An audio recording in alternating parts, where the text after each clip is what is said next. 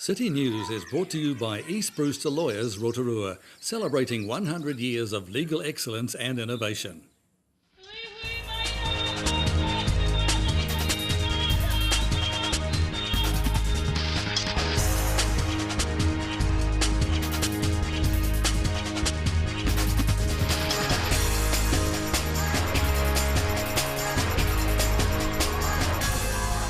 Good evening, Rotorua. Tonight on City News, the O'Kerry Falls store takes the top prize in the Westpac Rotorua Business Excellence Awards, a golden jubilee of celebrations for Te Puia and the New Zealand Maori Arts and Crafts Institute next month, and the Bay of Plenty Steamers will be playing championship rugby next year after losing to Waikato on Saturday.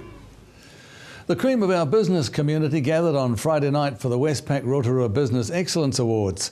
Taking top award at the gala evening was the O'Kerry Falls store. The store took out the Supreme Award after earlier being named Retail Business of the Year. Owner Sarah Alls says the goal of the store is to provide the small Falls community with a base where they can meet. Honestly, I did not expect this. Obviously, we've been in business for a long time and we give it 100%. We're always changing and we're always adapting to what our customers want, and it's our passion. And that's all I can say. And if you're in business, it's all about your passion. So thank you. Thank you, Rotorua. Thank you. It has been a long time. It has been over 20 years when we started Fat Dog and gone onwards. When we arrived in Rotorua almost 25 years ago, there was no cafes or no retail here. So, and it was our promise to build that. Tonight's other big trophy went to Business Person of the Year, Mike Steiner of Steiner's Interiors. Mr. Steiner has been in the local retail sector for over 40 years, and he will be inducted into the Rotorua Business Hall of Fame. And for a full rundown of Friday night's winners, you can visit Rotorua Chamber, that's one word, rotoruachamber.co.nz. A golden jubilee of celebrations will be held at Te Puia and the New Zealand Maori Arts and Crafts Institute next month as they celebrate 50 years since the legislation that formally combined them. Te Puia Chief Executive Tim Cossa says the collaboration of tourism and cultural development, first outlined in 1963, is even stronger today. He says the two halves complement each other, Te Puia for tourism and the Institute for cultural development. It is. It's a celebration of an organisation that's quite unique globally. Not many cultural centres like this have probably survived or have had the commercial wherewithal to survive. So effectively what we've got going on this side is we've got a tourism business and we've got a cultural business, or a tourism brand and a cultural brand. And the unique marriage of those two things come together here, where the profits from the tourism business, if you like, get reinvested back into cultural development and cultural perpetuation, which allows us to have our students on site, employs the tutors that we have here across 3 different schools on site, and now another school in Northland where we're building Mokuhura. A VIP dinner, movies in the Pa Festival and the show bands in the Pa are some of the activities planned for next month.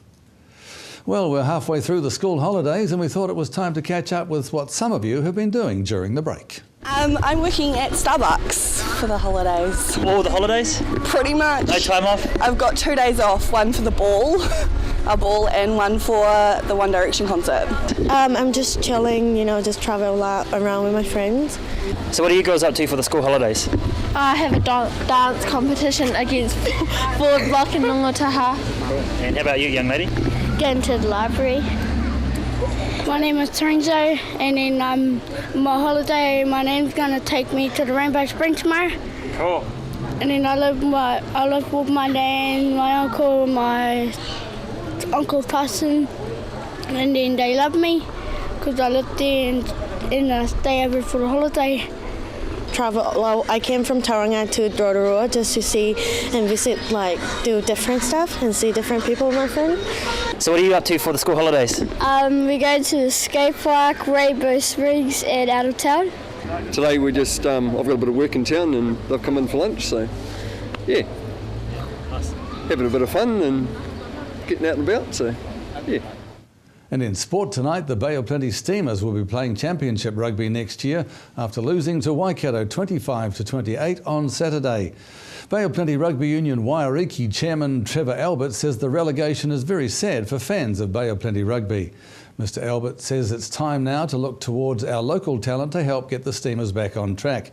He says Premier team CEOs and coaches are meeting next week to discuss the season. And to your weather update now, Rotorua. Tonight, fine weather, light winds and overnight low of 6. For tomorrow, Tuesday, becoming cloudy, evening rain, northerlies a high of 16 and a low of 9. And forward to Wednesday, occasional rain, northerlies easing, a high of 15 and a low of 4. And out on the lake, it's not too bad. For tomorrow, Tuesday, northerlies 10 knots developing late morning, rising to 15 knots in the afternoon, waves less than half a metre. Cloud increasing with fair visibility and rain from the evening. Coming up after the break, RDC Corporate Services Manager Jean-Paul Gaston tells us why it's important to vote in the local body elections. We're at Age Concern to celebrate the International Day of the Older Person, and we find out about a new community garden project.